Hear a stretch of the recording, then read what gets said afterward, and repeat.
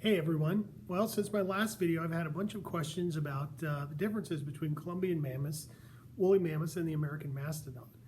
And I thought maybe the best way to address those is to take a look at some of the teeth from those animals and talk a little bit about diet, where the animals lived and what they ate.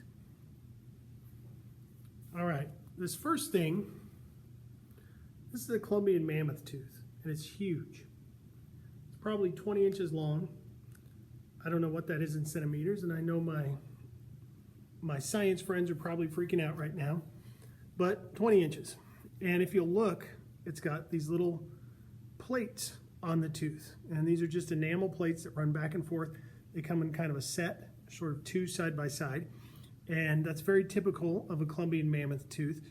That was great for eating grasses and sedge and prairie-like plants. It's good for grinding things up.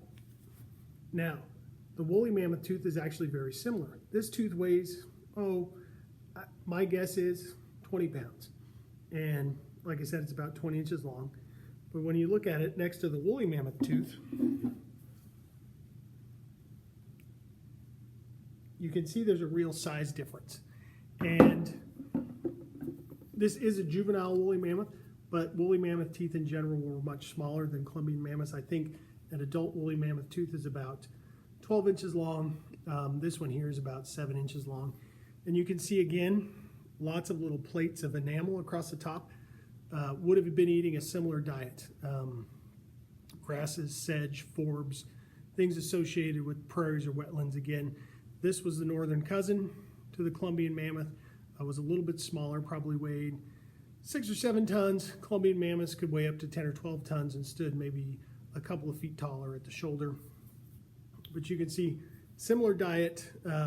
More enamel plates are typical on a woolly mammoth, and fewer enamel plates are typical on a Columbian mammoth. Now the American mastodon tooth, you can see here, and you see the plates are more separated. There's kind of some oval spaces between them, and if you look, they sort of cusp up on each side. Now this tooth was suited to someone who was browsing, maybe in the forest, eating small twigs, pine cones, leaves, things like that. And that's what the American mastodon did. It wasn't a grazer, it was a browser. So its tooth shape reflects that. Now, last time my kids were like, well, Dad, where do the Columbian mammoths live, or the woolly mammoths live? Where do the American mastodons live? Well, I've got a couple of maps, and I'm going to put those up for you now. But you'll see Columbian mammoths are basically associated with North America from the US-Canadian border southward. And woolly mammoths lived more to the north of that line. And it's not a hard and fast line. It's not an international border. There's probably some gray area there. But that's kind of a general distribution. Now, the American mastodon lived all over the place, spread out all across North America, Canada, what is now the United States, down into Mexico, Central America. And, you know, was probably living in a slightly different environment, more foresty areas, and taking advantage of the trees and the pine cones and things like that for its diet. One last thing I wanted to show you. This is a piece of mammoth tusk, more specifically Columbian mammoth tusk, and this comes from right here in the Magic Valley. And if you look, you'll see these little tree ring-like rings.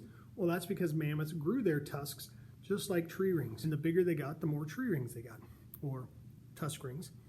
Anyway, I wanted to share that with you, and hopefully this video clears up some of the questions I had from the last video about mammoths. And if not, hey, we'll shoot another one. As always, thanks for tuning in, and I hope you enjoyed the video.